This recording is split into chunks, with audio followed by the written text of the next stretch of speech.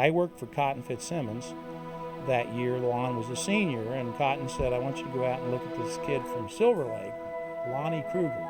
Growing up was always baseball. Even going into college, thought about being a baseball player more than a basketball player. But of course,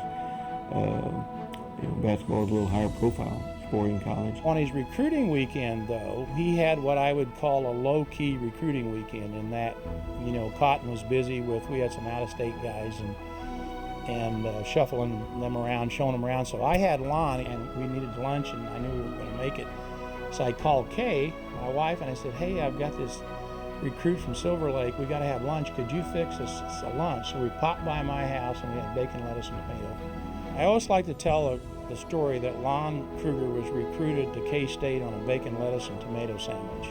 Dad and I had talked about it, and we did wait on the baseball draft, which was in June.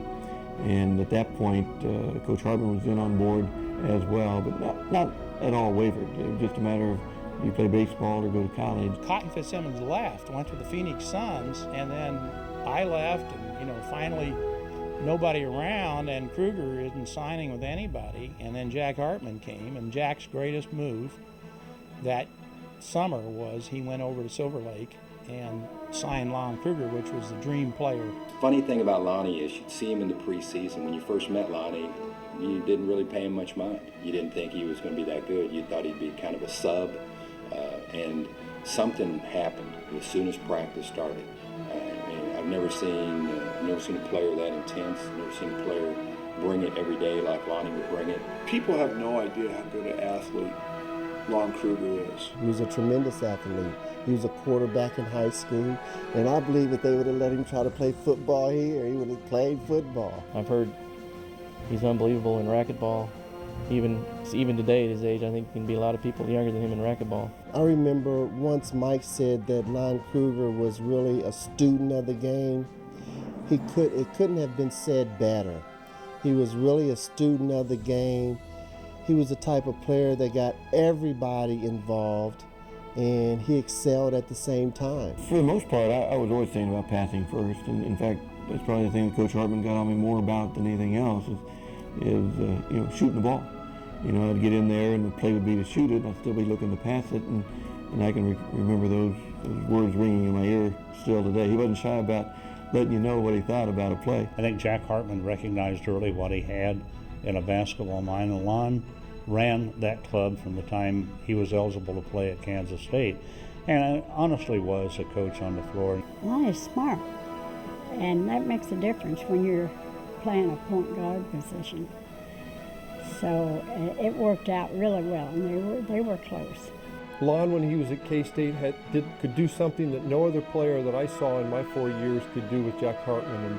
And one huddle, we were playing Missouri, I believe, and things weren't going well. We needed to make adjustments, and Hartman called a timeout. And when players knew very well when Hartman talked, you were quiet, and players started coming in, and everybody's starting to say, boy, what do we do? I can make a backdoor cut. What about this play? And Hartman's telling everybody, be quiet. And all of a sudden, Lon starts talking. And Lon starts coaching and telling people what to do.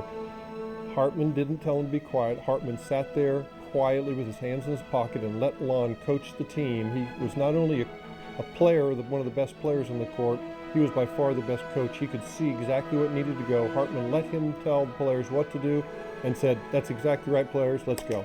Probably the game I remember most as a player was the final game in Hearn's facility at Missouri. The Big 8 championship was on the line, and to go in there, and I remember Steve Mitchell and Danny Beard having terrific games, and to win on the Big 8 championship on an opposing team's court and having that crowd go silent at the end is almost as good as winning one at home. Definitely clutch. Definitely clutch. You want the ball in Lonnie's hands with the game on the line. If there's anybody that I would want to shoot free throws at any point in time to win a game, it would be Lon Kruger. He was one of the guys that all of the kids my age wanted to be like. He wasn't the biggest nor the fastest, but he had the heart of a lion.